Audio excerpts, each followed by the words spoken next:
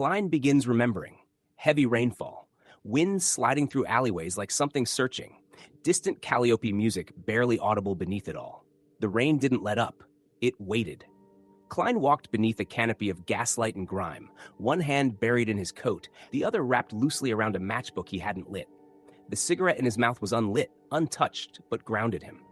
He didn't know why he'd come this way. He never came this way. The back alleys past Bowers Arch twisted like broken knuckles, buildings stacked tight, smells buried under each other. Coal smoke, horse shit, sour ink, wet fabric, perfume turned rotten. Then, a scream, high, feminine. Fast footsteps, breathing.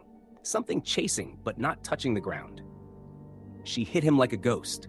Patch, a blur of wet fabric, tangled hair, and scraped palms. They tumbled into each other, hit the wall hard. Patch. He's coming. He followed. He doesn't stop. He sees through walls.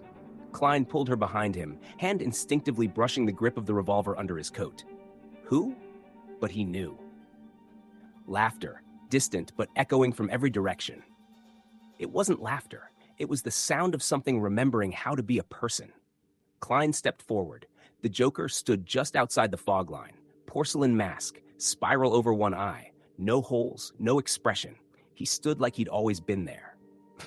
Then, gone. Sprinting through puddles. Alley breathes louder. Neon hums unnaturally.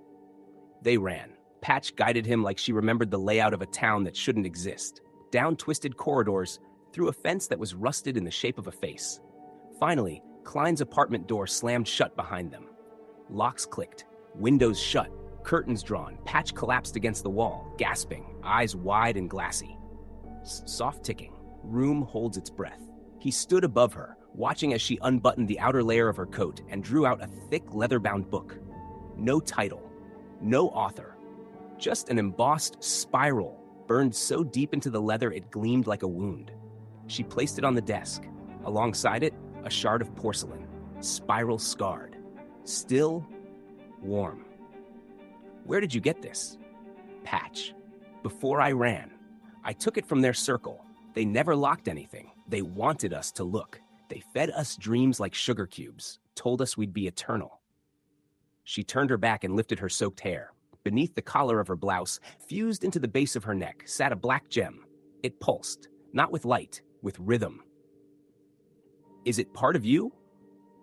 I tried to cut it out. It healed overnight. It hurts when he's near. It hums when the tent breathes. Klein didn't ask what that meant. He looked down at the book. The symbols inside were wrong.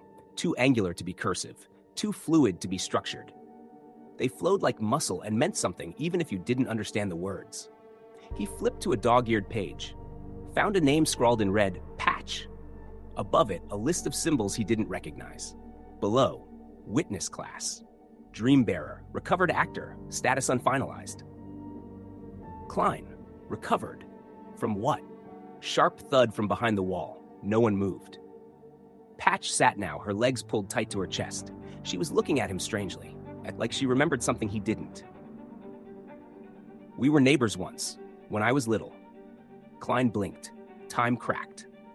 Images bloomed, not visions. Scents, sounds. Dust and sunlight, a younger girl with paint on her knees, the sound of her laughter before it was sold away. He swallowed hard. I remember someone, small, always barefoot. You brought me a broken violin. It didn't play, but you said it looked like it did.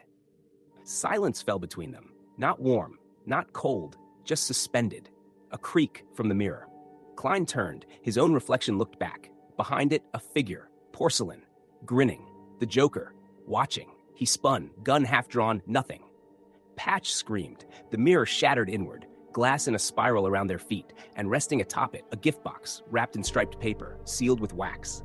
He picked it up slowly, opened it. Inside, a single clown nose. Leather, rotting. Spiral painted on the inside, meant to touch skin. And a note. Dress rehearsal complete. Opening night approaches. Cold air floods in like memory. Patch began to shake. The gem at her spine burned red. Patch, he followed us. He's here. He never left. A new voice cut through the tension. Cool. Female. Unimpressed. Oh, for Spiral's sake, Klein, you're bleeding fear on the floor again. The front door swung open without being touched. She stepped in like she belonged to the room. Klein's sister. Black coat. Spiral-lensed monocle tucked at her collar. Gloves that didn't wrinkle.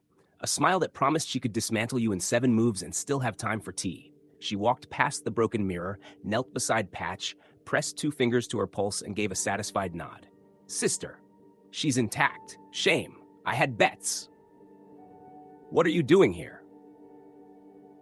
Royal Guard sent me. Cult symbols, rising disappearances, spiral contamination, thought you might be in over your head.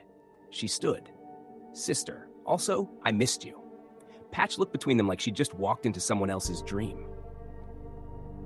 Who is she?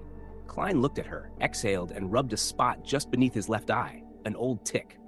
My sister. She collects puzzles and breaks things for sport. The spiral in the gift box pulses once, then dies. To be continued in Part 4, Notes in the Dark.